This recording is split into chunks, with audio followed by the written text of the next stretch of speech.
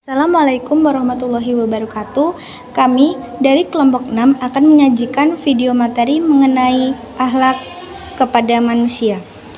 Saya, Nadia Fadila Azhas, perwakilan dari kelompok 6 yang beranggotakan 8 orang. Akhlak kepada manusia merupakan sikap antara manusia dengan manusia lain.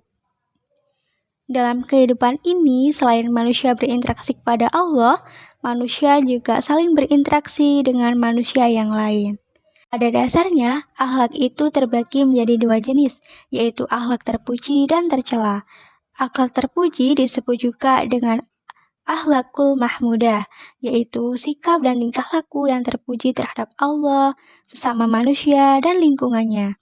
Sifat terpuji sangat memberikan jaminan keselamatan kehidupan manusia dalam hubungannya dengan Allah, kehidupan pribadi, dan bermasyarakat. Akhlak terpuji yaitu akhlak yang diridhoi oleh Allah Subhanahu wa Ta'ala.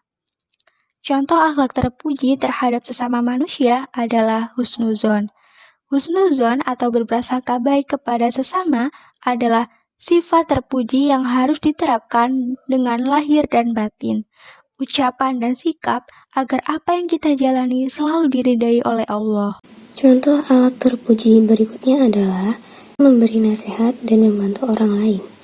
Memberi nasihat dan membantu orang lain dalam kebaikan merupakan akhlak terpuji terhadap sesama manusia. Kita harus saling menolong dan menasihati dalam kebaikan agar tetap berada di jalan yang benar dan siap membantu antar sesama ketika menghadapi suatu kesulitan. Kejujuran merupakan akhlak terpuji yang selalu mengatakan kebenaran tanpa menyembunyikan kenyataan atau memberi kabar palsu, serta berbuat benar tanpa ada kecurangan. Dengan berkata jujur, maka kita akan memperoleh kepercayaan dari orang-orang di sekitar kita. Yang ketiga, kesabaran dan ketekunan. Kesabaran dan ketekunan yang ada pada diri seseorang mampu menjauhkan dari gangguan dan cobaan yang datang. Orang yang sabar juga tekun tidak akan mudah emosi dan pantang menyerah ketika dihadapkan pada sebuah kegagalan karena mereka percaya akan ada hal baik ketika mereka tetap tekun dan sabar dalam menjalani kehidupan.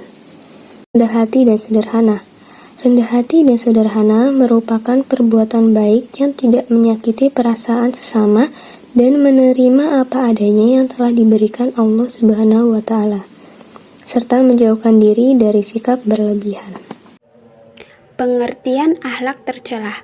Akhlak tercela disebut juga akhlakul masmumah, yaitu sikap dan tingkah laku yang buruk terhadap Allah, sesama manusia, dan makhluk lainnya, serta lingkungan.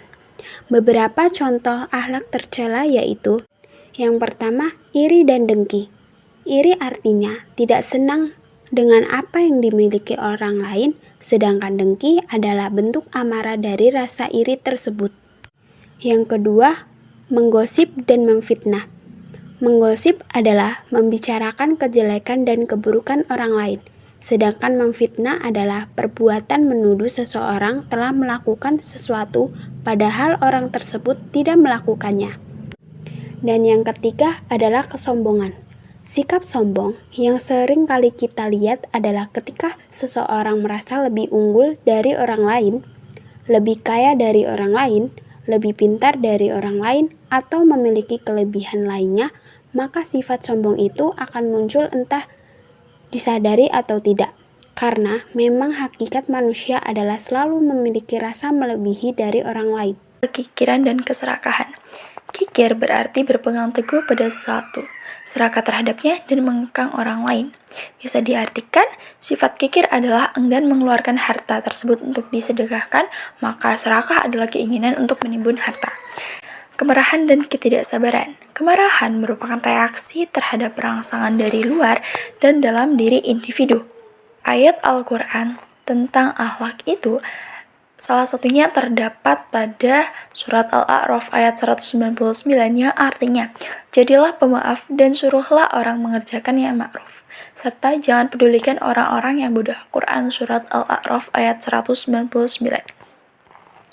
Memperlakukan orang tua dan baik dan hormat itu termasuk wujud birrul walidain. yang menunjukkan tindakan kebaktian. Perilaku hormat dan taat kepada orang tua bisa dilakukan dengan banyak cara, yaitu seperti membantu meringankan pekerjaan orang tua, berdoa, belajar dengan rajin, dan lain sebagainya. Ketaatan kepada orang tua itu bagian dari ketaatan kepada Allah. Terlebih ketaatan kepada ibu memiliki 3 derajat lebih tinggi dibandingkan ayah. Maka dari itu, kita tidak diperbolehkan untuk durhaka kepada orang tua.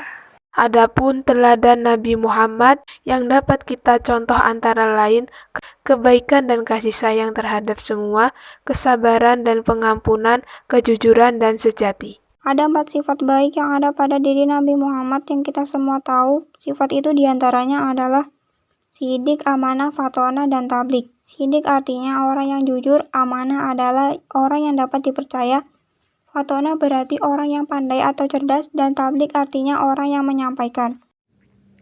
Pentingnya mengembangkan akhlak yang baik dalam Islam. Seorang muslim tentunya sangat dianjurkan untuk memiliki akhlak yang baik. Sekian, itu saja yang dapat kelompok kami sampaikan. Terima kasih. Wassalamualaikum warahmatullahi wabarakatuh.